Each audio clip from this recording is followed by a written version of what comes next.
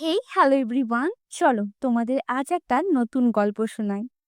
আমাদের ছোট্ট সংসারের গল্প। সত্যি বলতে আমি সেই মেয়ে যে বাবার বাড়িতে থাকাকালীন হয়তো জলটাও গড়িয়ে খাইনি।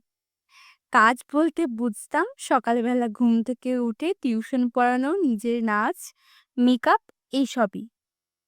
আর মা তিন বেলা সময় মতো খেতে দিত, খেতাম আর এই সবগুলো নিয়েই পড়ে থাকতাম। এমনকি মা সময় মতো জলটাও খাওয়াতো। হয়তো তোমাদের আমার কথাগুলো শুনে একটু বেশি বেশি মনে হবে। হয়তো এটাও মনে হতে পারে যে আমি বেশি বাড়িয়েই বলছি। তবে সত্যি বলতে আমি যেগুলো বললাম সেটাই। কিন্তু তোমরা এখন যে পিহুকে দেখছো, সে আর কোনো কাজকেই ভয় পায় না। সকালবেলার বাসি কাজ দিয়ে শুরু করে রাত্রিবেলা খাবার বানানো পর্যন্ত সে সমস্ত কাজ নিজের হাতে করে। এই যে সকাল সকাল পাখিদের খাবার দিয়ে কালুকে বিস্কুট খাইয়ে আমার দিন শুরু হয়।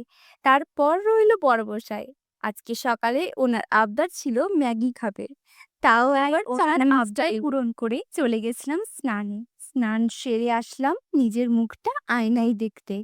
তবে যাই বলো, সমস্ত কিছুর মাঝেই নিজেকে মেনটেন করাটাও একটা অনেক বড় কাজ। চলো, বেলা হয়েছে তো রান্নাটাও সেরে ফেলি।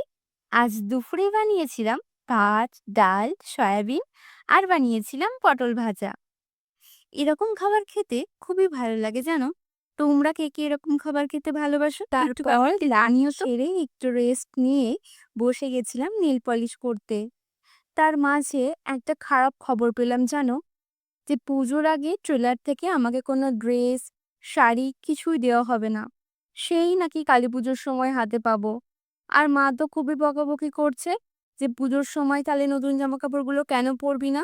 তো মায়ের বকা খেয়ে আর জামা কাপড়গুলো পাবো না, সেই একটা দুঃখ নিয়ে মনের মধ্যে একটা অশান্তি কাজ করছিল। তাই বিকেলে চলে গেছিলাম একটু ছাদে।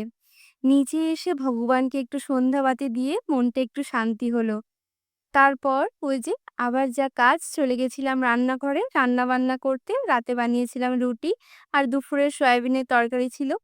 তো ভিডিও ভালো লাগলে লাইক, কমেন্ট করে দিও, সাবস্ক্রাইব করতে ভুলো না।